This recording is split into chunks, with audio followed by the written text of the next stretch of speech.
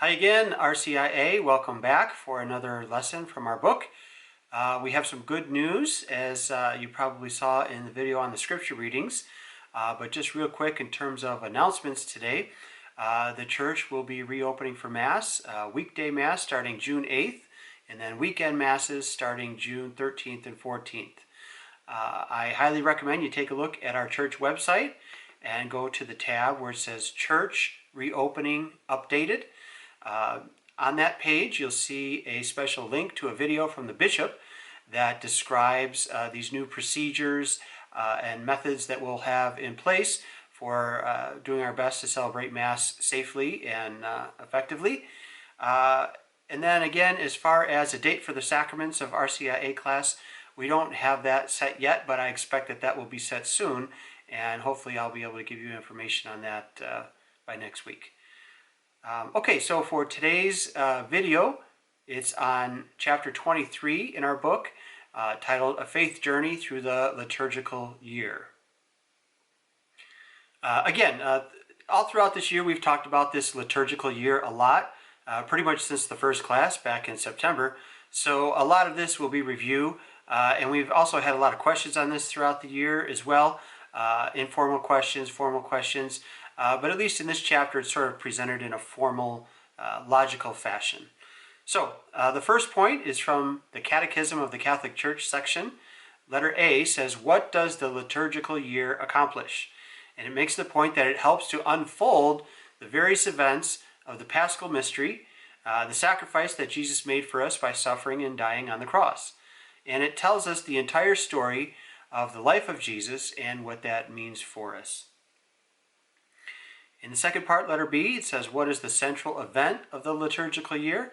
And that's the Easter Triduum, which is Good Friday, Holy Saturday, and Easter Sunday. Without the meaning behind those 3 days and those 3 celebrations, there wouldn't be much basis for our Catholic faith. Then in the heart of the chapter, in number 1, it says, what is the liturgical year? And sort of formally defines it.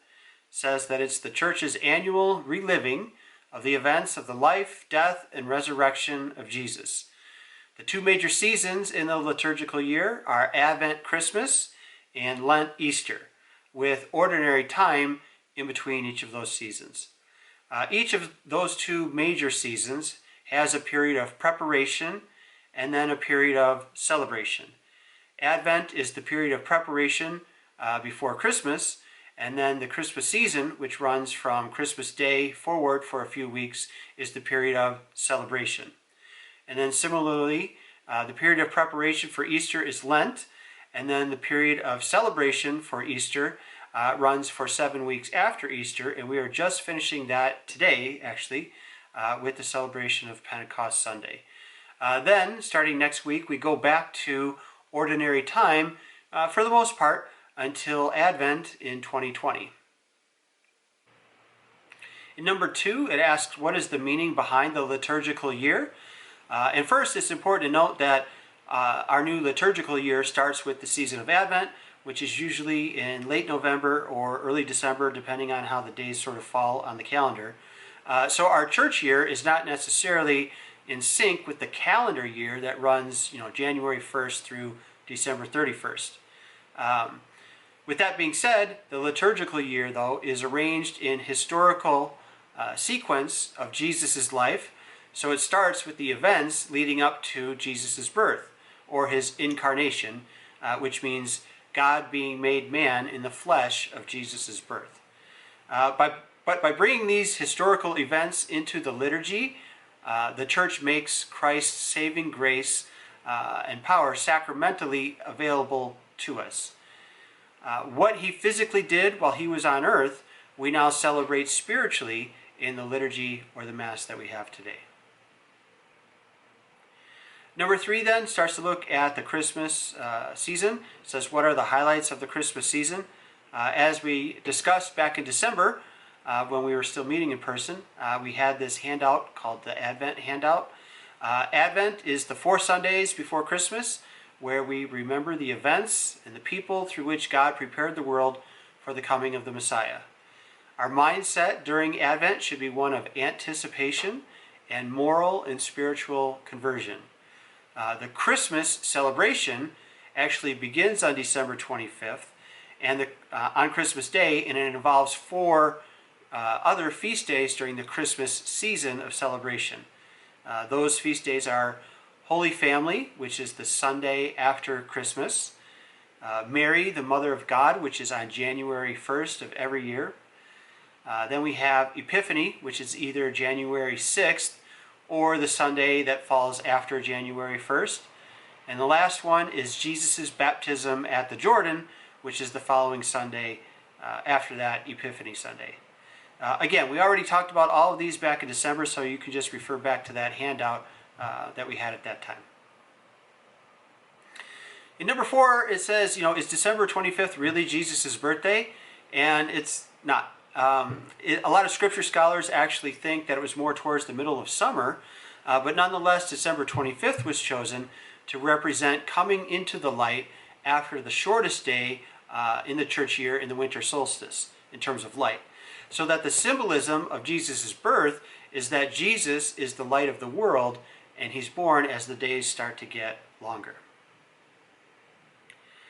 In number 5, then, it starts looking at the Easter season. It says, what are the highlights of the Easter season?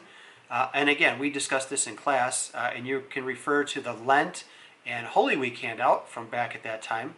However, the Easter season begins with the preparation period of Lent, which is approximately 40 days or 6 weeks long, and it specifically starts on Ash Wednesday.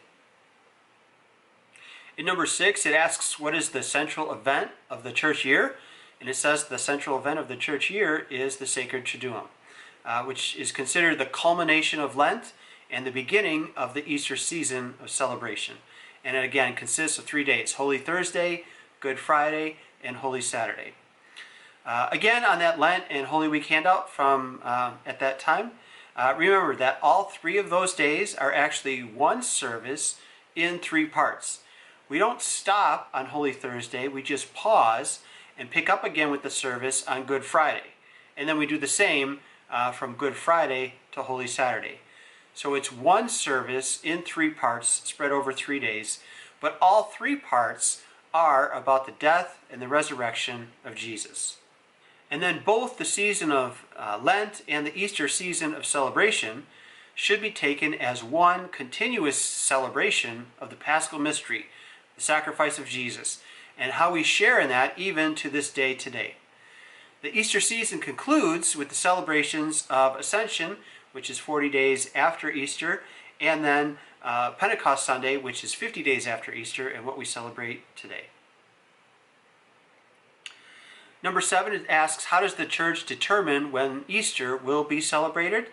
And it says that it's determined by the moon cycle, and it's put on the first full moon of the spring equinox, and that's been in place since the Council of Nicaea in the year 325 AD. So Easter can be on different days in the churches of the East and the churches of the West, which we talked about those differences a few chapters back with how the churches govern those issues.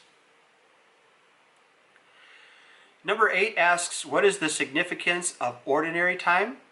It says that after Pentecost, we go back to ordinary time in terms of the church season, but don't let that name, ordinary, mislead us, because though during ordinary time we are still challenged to live out these events in Jesus' life. It's not necessarily less important than Easter or Christmas, just because of that name, ordinary. Number 9 asks, what are the church's practices for liturgical seasons? And it says that Advent and Lent challenge us to spend time in prayer and reflection on spiritual and moral matters, and to fast and abstain to help us have a moral and spiritual conversion. Christmas and Easter raise our hearts in praise for the incarnation and the resurrection, and the colors also represent our mindset, and we've talked about this in class as well. So the color of violet equals like a somber mood, colors of gold and white equal joyful mood, and green reflects ordinary time. At Nativity, the flowers on the altar also reflect the moods of the season, and many times you'll see those colors reflected in the colors of the flowers. Then in number 10, it says, how does the rite of Christian initiation of adults celebrate the church's liturgical cycle? In R.C.I.A., the conversion process is celebrated through those seasons in the liturgical year. Obviously, this year it's been a little different because of the COVID-19. But the peak is in celebrating the resurrection and new life at the Easter Vigil. In other words, just as Jesus got new life at Easter, or on Easter Sunday, so do the catechumens and the candidates in the R.C.I.A. class. Number 13 talks about another part of our liturgical cycle. It says, what is the cycle of the saints? And what that means is that there are holy days of obligation, which are celebrated in the United States. First one is the Assumption of Mary on August 15th. We have All Saints' Day on November 1st, the Immaculate Conception on December 8th, Christmas, obviously, on December 25th, the Solemnity of Mary, Mother of God, on January 1st, and the Ascension of the Lord during the Easter season, and we just had that last Sunday. Holy days of obligation are days that we're expected to go to Mass, even if they don't fall on a Saturday or a Sunday.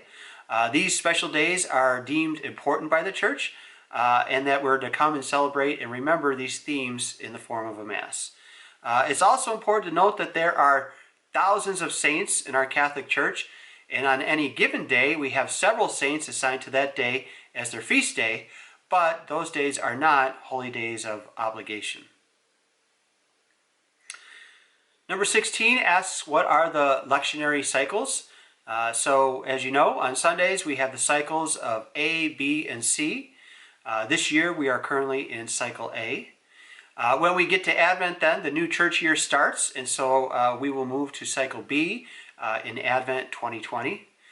On weekdays, the cycles are listed as 1 and 2, and there's only 2 weekday cycles because obviously since there's 5 weekdays, we cycle through those readings much faster. But in these cycles, we get major portions of Scripture, but not all of Scripture. So the liturgical cycles do not cover all of the Scripture that's in the Bible from beginning to end, but major portions of it. Number 17 asks, what is the importance of Sunday?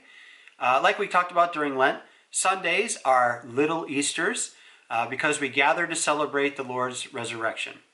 It comes from God's day of rest after creation. So on Sundays, we are called to think about God and our spiritual goals and to rest and relax. And then finally, at the bottom of the page, under the Living This Message, it makes the point that the Eucharist is the summit and source of our Christian life. It makes present the very reason for Christ's incarnation, which is to save us from sin and to give us divine life. The dismissal from Mass is a challenge to spread the gospel to the world and help other people in the part to love and serve the Lord and one another. Okay, that covers our chapter for today, chapter 23, A Faith Journey Through the Liturgical Year. Again, a lot of that was review, as we've talked about a lot of this throughout our time together. But if you have any questions, as always, feel free to email them to me, and we'll continue our discussion that way. I hope you have a good week, and I'll see you again next week with chapter 24, and hopefully some more news on the church's reopening and the sacraments. Take care. Have a good week. Bye.